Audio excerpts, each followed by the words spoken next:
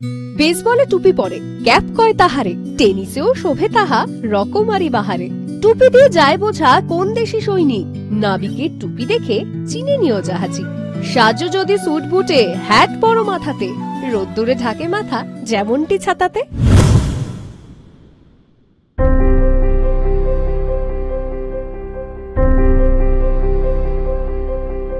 টুপি কাহিনীতেও টুইস্ট, এমন এক বিষম বস্তু পরবেন না পরাবেন ভেবে ওঠাই মুশকিল।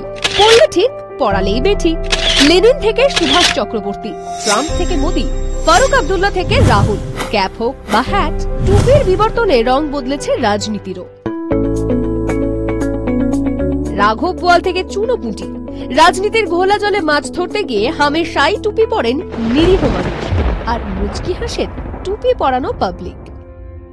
বিকাশ ভট্টাচার্য অবশ্য ভিন্ন, টুপি পরাতে ভালোবাসেন না, নিজে টুপি পরেন নিতান্তই শরীর সুস্থ রাখতে। না, ভোটের কারণেও না, রোদের কারণেও না। টুপি পরাটা বরাবরের অভ্যেস বিকাশবাবুর। আর টুপি পরা বা পরানো বিশেষ করে রাজনীতির একটা তো অঙ্গ, সেটা স্বীকার করবেন। আমি টুপি পরি নিজের স্বাস্থ্যের কারণে, শরীরের প্রয়োজনে। কাউকে পরাবার জন্যও পরি না, আর অন্য কোনো উদ্দেশ্য নিয়েও পরি না। অপ্রাসঙ্গিক জিনিসকে যখন ব্যবহার করা হয় রাজনৈতিক উদ্দেশ্যে, সেটা হচ্ছে টুপি পরানো। যাদবপুরে সিপিএম প্রার্থীর সংগ্রহে একাধিক ক্যাপ, রোদ হোক বা জল, প্রচার হোক বা মিটিং, বিকাশ ভট্টাচার্যের মাথায় টুপিটাই ট্রেডমার্ক। আমার কেন্দ্রে টুপি পরা বা টুপি পরানোর ব্যাপার নেই।